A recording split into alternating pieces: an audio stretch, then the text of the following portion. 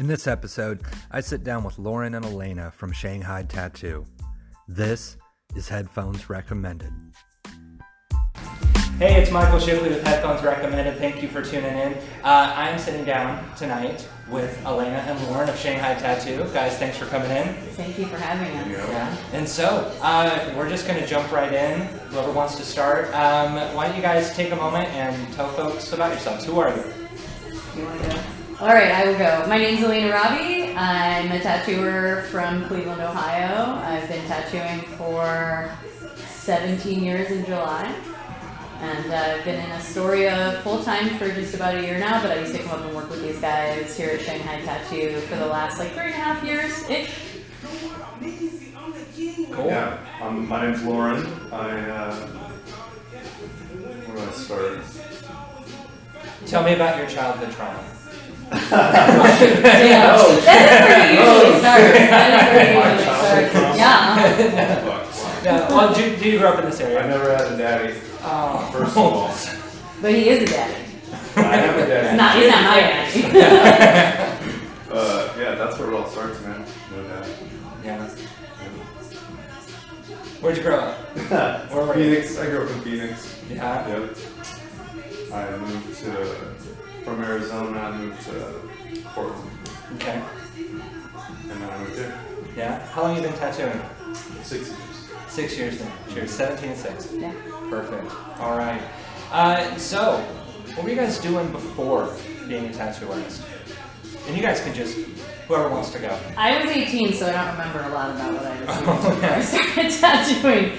But I went to one failed semester of college. I was 17. I graduated high school a year early. I'd been working in kitchens full-time for 4 years. And when I got to school, I was kind of bored and overwhelmed and came back home, and someone tipped me off that a local shop in Cleveland was hiring apprentices, to which I said that sounds like a good way to get kidnapped and murdered. I'm pretty sure that's not how it works. And I found out it was a legitimate shop and brought in my portfolio to the owner and talked to him, and that worked out. So. And portfolio, you weren't doing any tattoos? No, not at all. Just artwork. Just I can do a drawing that makes a little bit of sense. Mm-hmm. Can you mold me into a tattooer? So it was kind of a chaotic choice. People ask all the time, do you always want to be a tattooer? And it's actually what I told my girlfriend in high school who was bad at art. I was like, maybe you could be a tattooer. So I think ultimately she was pretty upset that I ended up doing it instead. But, so I was young and drunk before I started tattooing. No, so I don't know if you guys had this. When you guys were in high school, did you have those tests where you would take it and it would give you a list of potential careers based on your attributes? Yeah. And so I actually wanted to tattoo as a career. Oh wow! And you were too smart. You tested out. Well, I wish. Because I'm not gonna say I'm creative and I love to draw and I like to paint. I really dig it. And so I sat down at this test and I was like, I'm gonna get it. I'm gonna get Was that a an tattooer. option? It was. I didn't care at that point. And so I went through and I took this test. It's 40, 50 questions, right? And I got most of my friends were getting 3 to 10 recommendations on potential career paths. I got one. And meter reader. Oh God! Yeah, you're most hateable. Oh my God! Most hateable. And what's funny is I grew up in Central Washington, and in the town that I lived in, there were no meters, and it was you're good at one thing. Now get the fuck out and do it, right? I think mine was high school counselor. Stay forever. Yeah. Forest Service. No shit. Yeah. I remember. Jealous. Because I was like, damn, that sounds good. You could always go back. That sounds really good. Be up in a fire. Well, my brother is in the Forest Service. Yeah. So, it's not all scratch up. But it is nice. You get to work outside every day. That's true. Nice. Which is the opposite of tattooing. Yes. Mm-hmm. Yeah. So, what were you doing before you tattooed? I did lots of stuff. Yeah? Yeah. Fast food to most recently I was working in the film industry in Portland. Yeah? What'd you do there? I was making commercials and working on films and stuff in the art department. Yeah? Nice. Yeah, no, nice to fall into, and it was like fun while it lasted. Yeah. Then you threw it all away. Then I threw it all away. For dreams, scarring people Well, for actually, life. doing that kind of work actually got me used to like freelance, having a freelance job where like Yeah. everything's temporary. Uh-huh. You know what I mean? So I got comfortable with that. Yeah, learning how to ride the wave is like an Yeah. important thing that I've done it my whole adult life, so I forget that there's other people when you're a wage worker and you grow up like that and you transition into any kind of freelance or you work for yourself in any way or you're on any type of, commission-based pay, money has a flow. It comes in and out like the tide. Yeah. And people who are uncomfortable with that and are used to this like number on their paycheck, like watching them try to adjust and adapt, I'm always like, what do you mean? Like money just comes and then it goes. When you need it, it's like there again. You're in charge. Yeah. So how did you end up transitioning over to tattooing? A friend of mine got an apprenticeship and learned to tattoo. And he was a really good friend of mine from Arizona. And he moved to Portland. Well, he moved to Portland. He moved to Portland before he got that apprenticeship, or like they asked him to come. Whatever. He got me started, basically. Yeah. And Put a so, machine in my hand. so how does the apprenticeship actually work? In Oregon, it doesn't. In Oregon, it's like one of 2 or 3 states where there's tattoo school, which is very different than the way anyone else for several decades has ever learned how to tattoo. Yeah. I believe that you've got to learn a trade, like tattooing on the job, like you do if you're a journeyman of any other kind of trade or craft. So I learned in Ohio, and I learned by working in a shop, understanding how the front of the shop worked, dealing with customers, cleaning, number one, cleaning everything forever, and working long, pretty much unpaid hours. And then you do art in that standard type of apprenticeship in your spare time. So you're learning how to draw tattoos, how to paint, flash, how the insides of a tattoo machine work mechanically on your own time when you're done doing all the tasks for the shop. So I would say I came up fairly traditionally, but as a good contrast, Loren went to tattoo school, but you have mentors. Yeah. Anyway. In Oregon, it's easy. If you want a tattoo license, you go to a tattoo school. You go buy one. pay a bunch of money. And you get a tattoo license, but you don't know how to tattoo. You still need to find someone to They don't mentor actually you. teach you. No, They help in you a do way, them. but you can't learn in 6 months or a year Right. or even like 2 years. So like school's repetition. School's like read the book about the skin, read the book about the machine maybe, and then repeat tattoos. If the school is like 2 years long, then maybe when you graduate from tattoo school, you might actually be able to do a nice tattoo. Yeah. But you'd I still don't be know, out of the whatever. context It's really like- of like a shop.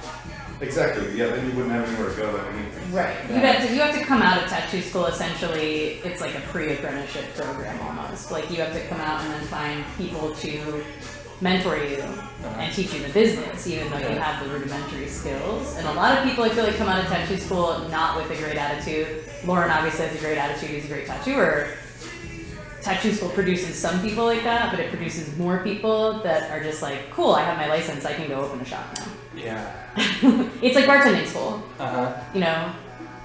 Or like, I feel like when you're a hairstylist and you go to school, you are understanding that you're going to work at like a best cuts and sweep the floor. You still gotta learn. You have a long way to learn. You have a ladder to climb. The learning never stops too. So Absolutely. it's like, Yeah, I'm not You know what I mean? It's like every day you learn something. I learn something.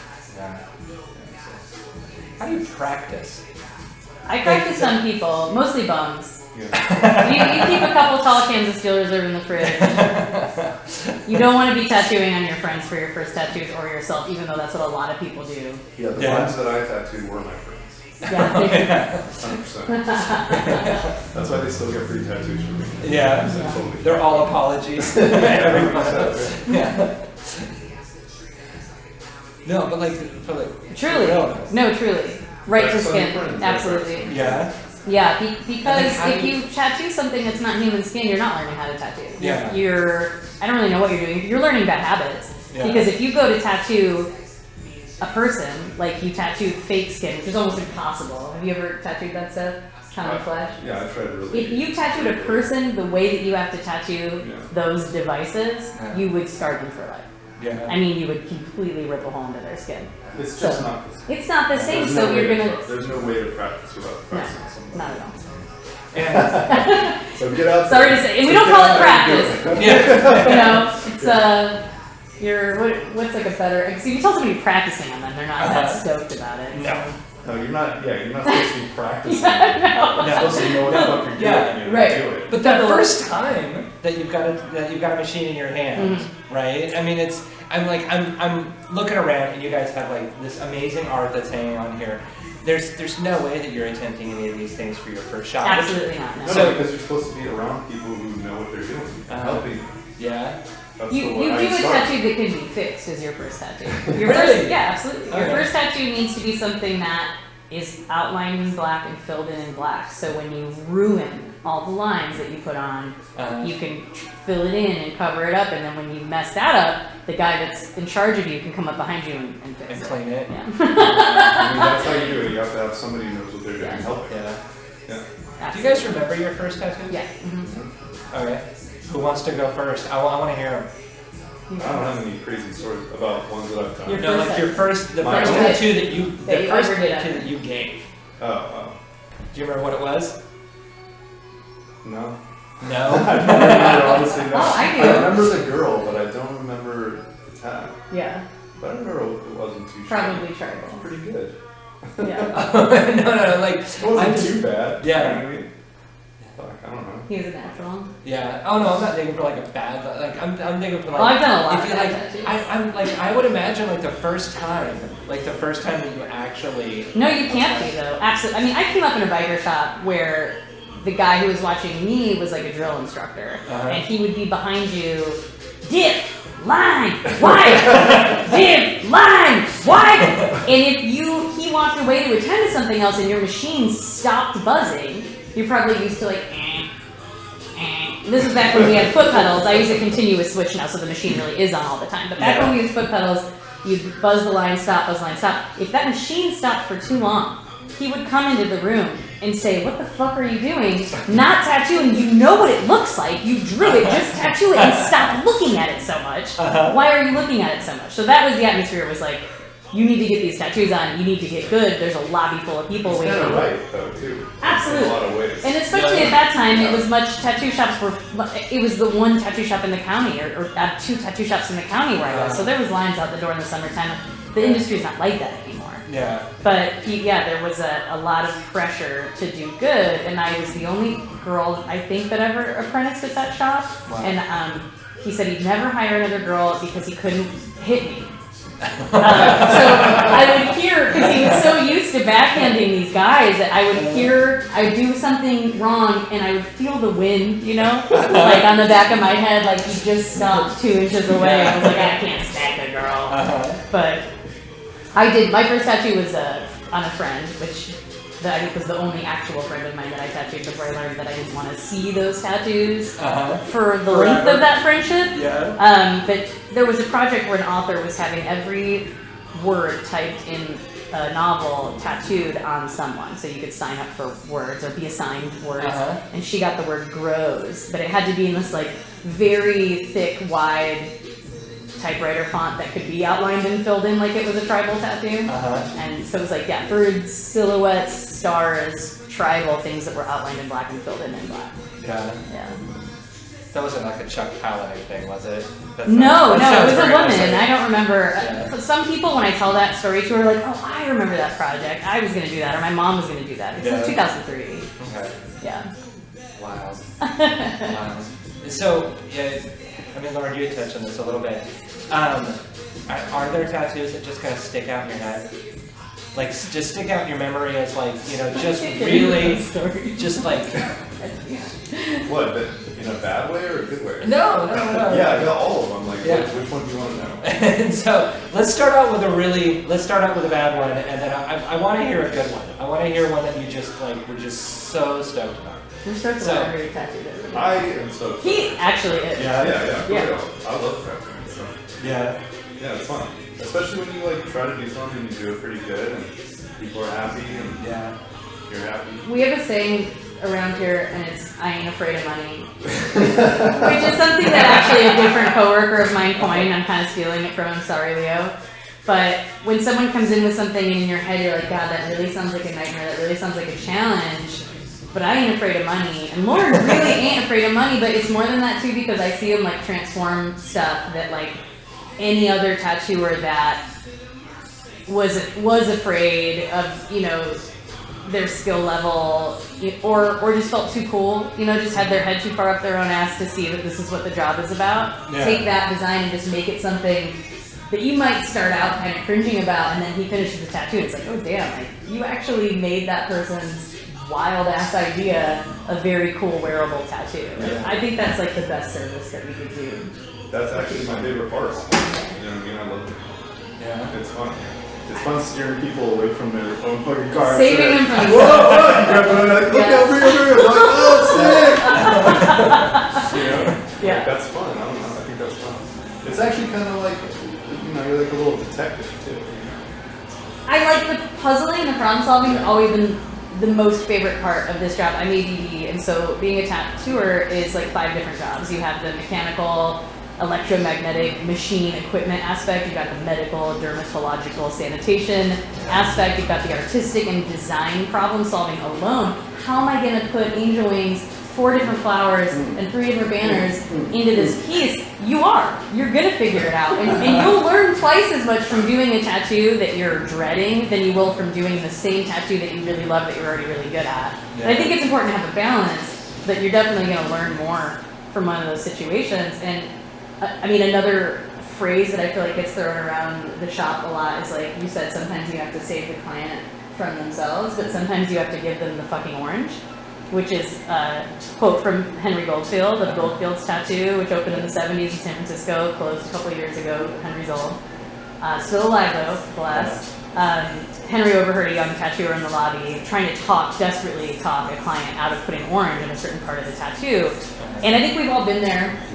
It's amazing actually that you've really got that quelled pretty good. You're pretty much down for whatever, but I found that a 5 or 6 year tattooer, generally speaking, kind of is in a position in their life where they feel like they know everything. I was there. And I thought I could just tell a client, this is what you need to do. I know best. This is my job. I'm going to tell you how to get your idea the coolest way. And so you're talking to this person, I'm getting orange. Why do you want orange? Orange is stupid. Don't get a green panther. That's ridiculous. And at some point, you're scaring the money out of the shop. You're shooting yourself in the foot. And Henry yells from the back room, give him the fucking orange. And you just have to know the wisdom to know the difference between when to save the client from themselves and when to give them the fucking orange. Yeah, that's totally true. And that's for your own mental, like, not cracking your own brain in half. Not just you those keep times. me on. You keep me on. About a minute left before we need to take a break. Have either one of you ever refused to tattoo something on someone? I think I have more than you have. Yeah, I have. I want you to hold on to those because I want to know about those, at least like one example. But what we're going to do right now, we're going to take a quick break. We're going to come on back. We're going to find out what you guys decided not to tattoo. And then we're also going to talk more about like day-to-day experience, real life advice for individuals who may want to get in to becoming a tattoo artist, and yeah, advice for those folks. So hang in there. We'll be right back. And we are back. I'm still sitting in with Loren and Alana from Shanghaied Tattoo, and when we took a break, we were talking about tattoos that you guys have refused. So, had a few moments.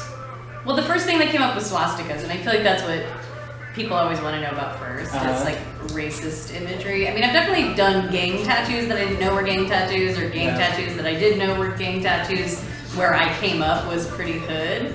But yeah, I definitely don't tattoo racist symbols on people. I did have a client for a while who had a lot of hate symbols tattooed on her and referred to herself as Aryan Jess, which I requested that she please not do in a predominantly black neighborhood that I learned to tattoo at in Cleveland. In the lobby, I would be like, could you not refer to yourself? Jessica is fine. You know, that's probably what everybody knew her as on the block. For sure. Yeah. Oh, Aryan Jess! But one guy did come in really agitated once at this studio in question, and I was like, hey, how can I help you? And he was like, I gotta get this on my arm, and I don't understand, no one will do it for me. And it was a swastika, and I was about to be like, you need to get out of here now, because it was a very busy day, and I didn't want him causing trouble. And then I realized I had a coworker who really was not afraid of money. And like really not afraid. I have longer stories about that guy that I'm just gonna skip over. But I said, I think I got a guy for you. And I go back there and I'm like, Matt, this dude wants a swastika. Can you just like get him out of the lobby? Like, will you do it? He's like, oh hell yeah, I'll take that guy's money and brand him for life as the asshole that he is. And he calls the guy back and he's tattooing him, and the guy's, I walked by his station on the way to make a stencil or do something I had to do, and I kind of keep my ear in and listen in just long enough to hear the guy go, thanks man, I really appreciate you taking care of me. I don't know what everybody else's problem was about doing this. And then there's a beat and Matt goes, well, you know us Jews, we love money. And the guy just shut up for the rest of the tattoo, never came back, paid his money and left. But one that I personally wouldn't tattoo is I had a 18-year-old kid when I worked on the Ohio State campus in Columbus, Ohio, come in and he wanted his first tattoo inside his lip and for it to say, sit here. And I was like, yeah, bud, I don't think I'm gonna do that to you. I don't need any more moms like really mad at me. And I had these great clients who were like these older librarians. And when they heard what he wanted, they sat down next to him on the couch in the lobby and they just lectured that kid for like 20 minutes about why he wanted to do something like that. I'm actually disappointed that they wouldn't do that. I don't know, but it's funny because an 18-year-old just came in the other day and he wanted to fuck love, and I did that. I had a crisis of conscience. I did have a crisis of conscience And that was for a all minute. And I said, "Come." I said, "Well, you can never cover it up, though, ever." Cover it up. It's already covered up. It's in your mouth. You never have to show that to anybody. Unless it's the right person. Yeah, I told the fuck love kid, come back in the summertime when you believe in love again. When his heart is healed. Yeah, and, exactly. He's found someone else. Yeah. Yeah. Put a Grim Reaper over that. Yeah. Mm-hmm. Yeah, okay, for me, things I've refused. I don't know. I refuse stuff all the time. Do you though? Yeah. But I'm just kind of like, hey, you got anything else? That's true. You know what I mean? That's true. It's not a refusal to do, it's more of like advice, maybe I shouldn't do that one. Right. You know? We gotta know your limits too. Yeah. There's a lot of stuff I can't do, and like I don't, unless it's on somebody. If we have a relationship, like an actual relationship with the client, there's room there for experimentation and stuff like that. But if it's just like a regular person that I don't really know, like I'm not gonna take risks that the tattoo is not gonna come out how they want it to. You know what I'm saying? Yeah, that's a really good way to put it. Yeah, so that's kind of how I think about it. So, I only like to do like hands and knuckles really on people that I'm very comfortable with, or people who are so covered in tattoos that like the one that I do isn't really gonna stand out very much. There's also the thing where people want tattoos that are not gonna look good no matter what. Right. Yeah. So we just don't, like the palm or. Yeah, placement's a whole other caveat. That's a I was just different- thinking designs, like me too. images I wouldn't tattoo, but That's like a there's a difference. lot of scruples that you learn. I came up tattooing anywhere anyone asked me because I wasn't taught. I decided to stop doing face tattoos.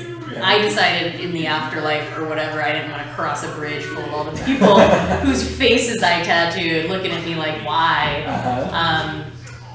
That's a decision everybody makes. Everybody feels differently about. But I mean, I did some wild ass face tattoos when I was like 19 years old on people. As the popularity of Post Malone assistant, I feel like do the SoundCloud rappers even go to shops to get those tattoos, or do they just do it in the hotel room? They got a guy, on the tour I bus. want to be that guy. For one of them. Actually, that would be tight. Yeah, I'll do that. Just a touring tattoo Yeah. artist.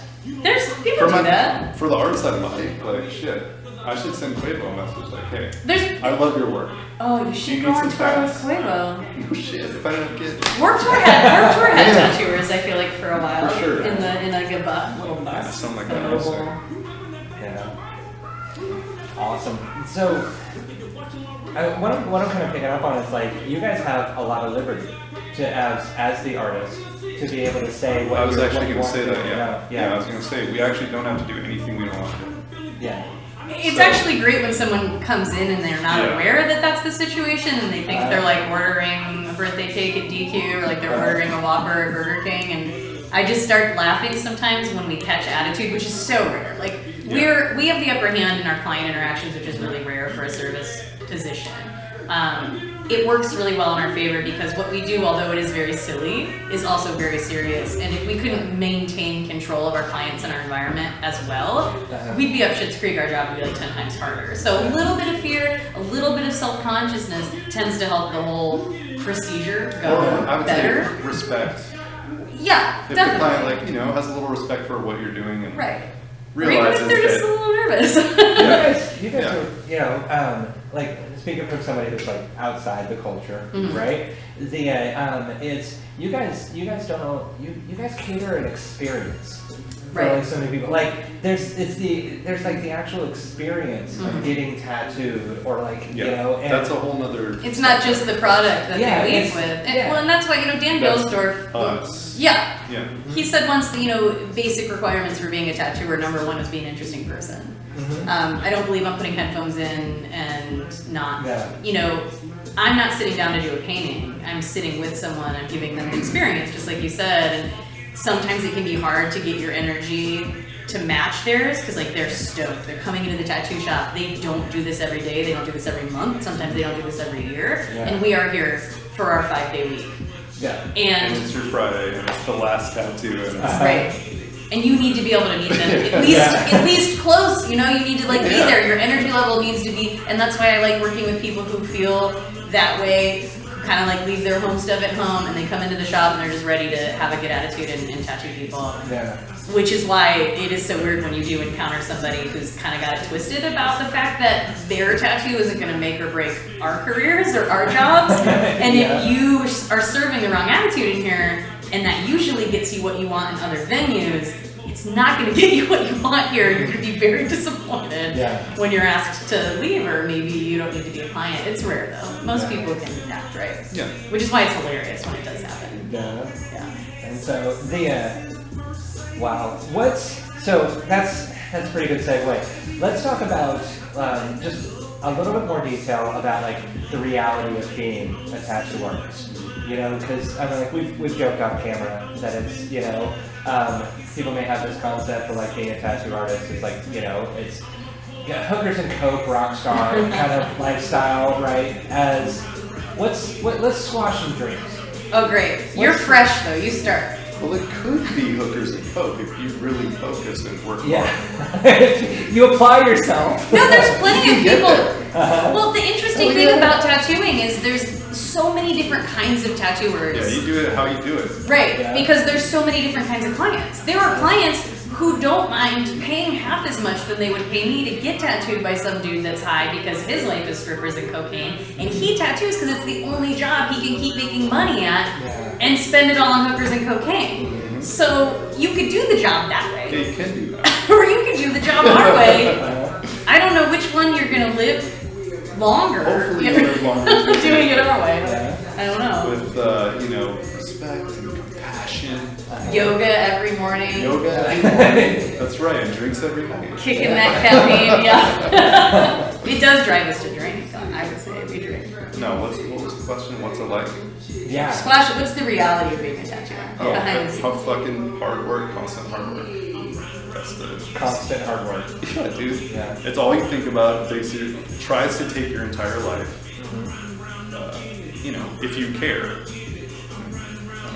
I mean, I've worked with artists that treat the shop like an ATM, and they tattoo below their skill level because they're putting minimum effort for maximum payout, make as much money as they can, leave, and their clients are calling, where's so-and-so, where's so-and-so? I don't know, he dipped in, made some money, and dipped out. I don't think that's a sustainable way to be a tattooer.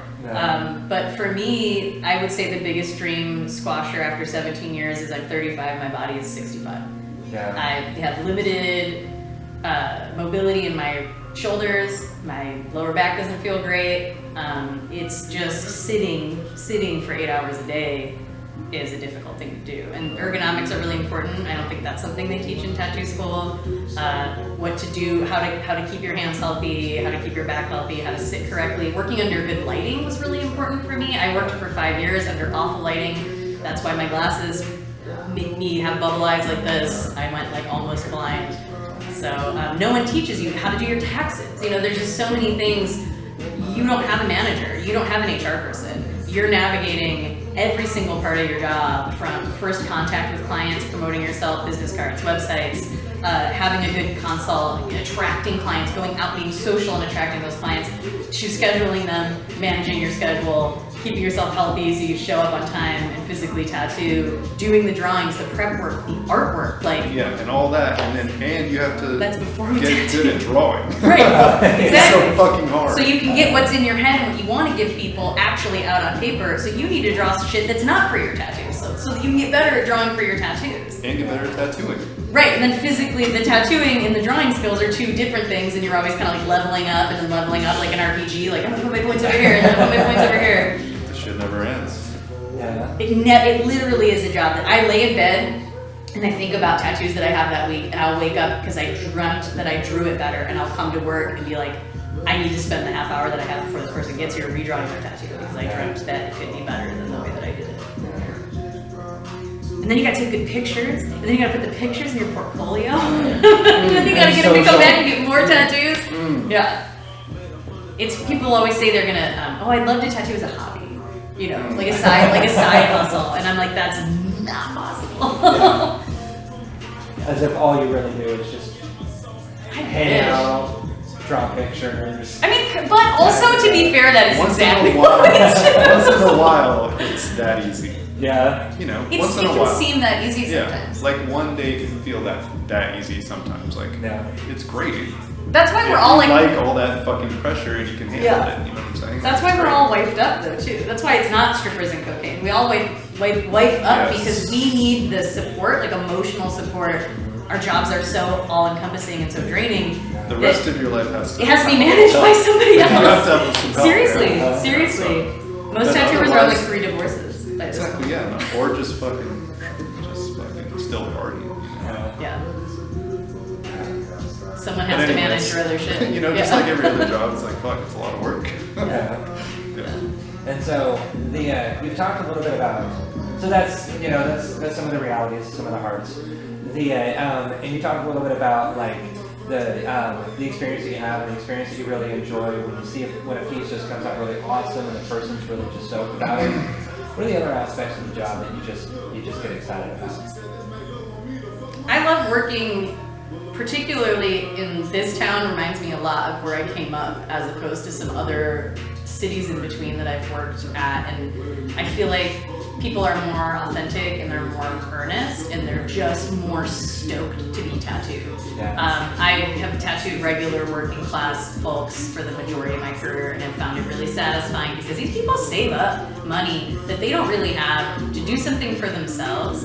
And I love doing cover-ups and reworking of old tattoos because you're giving someone joy about something that they felt a little bit of shame over. And when someone gets up and they look in the mirror and they got something better than what they were able to picture on themselves, like that's never not been great. Like I've never left the shop bummed out that that's my situation. Like I've left hurting and I've left needing a whiskey, but I've never left being like, oh, what a shitty job. I've never gotten up to come to work and been like, I can't do it. And I mean, I remember that. Like, I remember going to the restaurant. I remember having jobs and, you know, I was a teen, but like, just being like, I can't go today. Or like, you know, my friends and my partners working retail and being like, I can't get it together to do this job today. I've never felt that way about tattooing. Wow. Truly never crossed my mind. I get up, I come to the shop, Throw Get it up done. once or twice. it's and happened. get it It's done. got to turn the music up. I'm excited for you.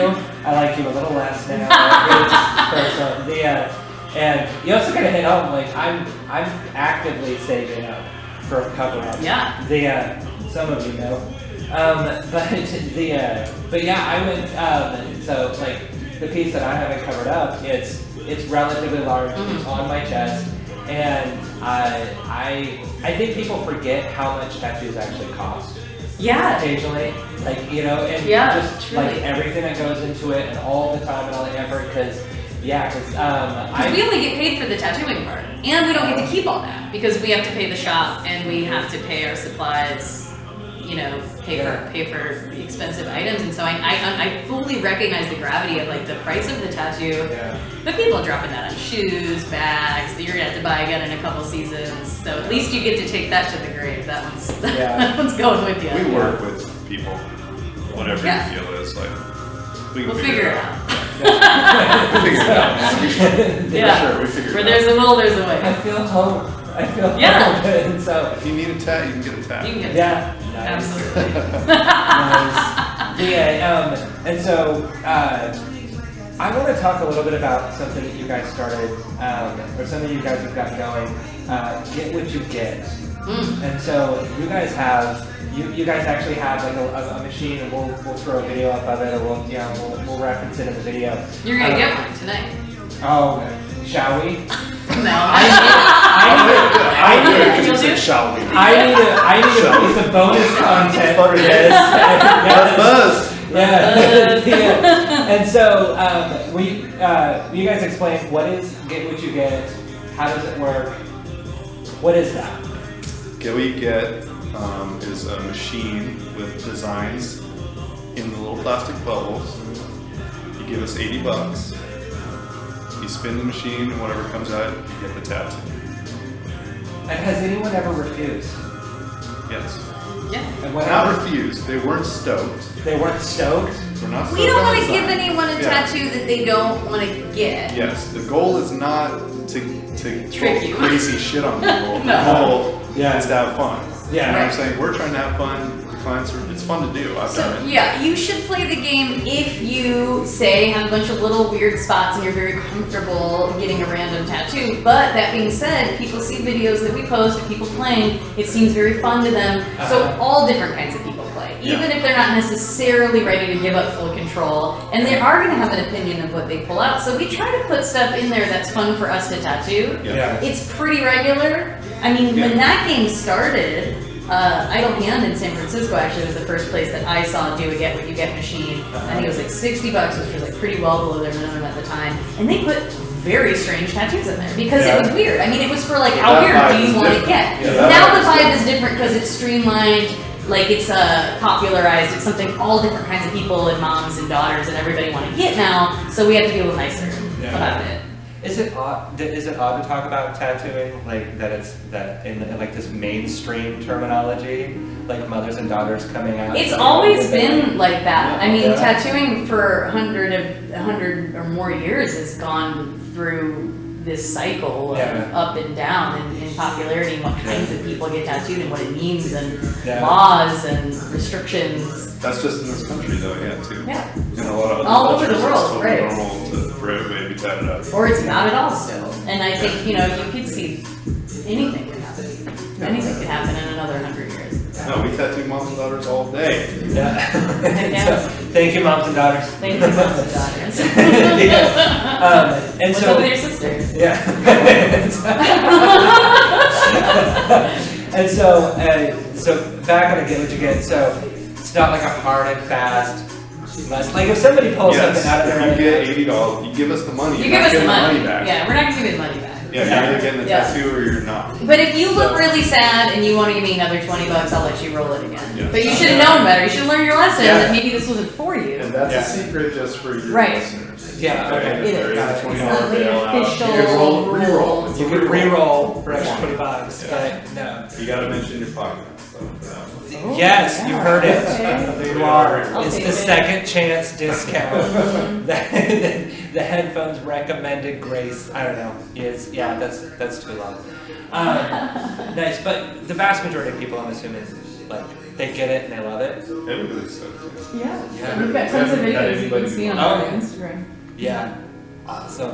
Awesome. It's fun. This time for this episode has gone by too quickly. Guys, again, thank you so much for coming on. I really appreciate it. For everybody else, thank you for watching. Thank you for listening. Don't forget, subscribe, do all that normal stuff. You know how that works. Until next time, go get it.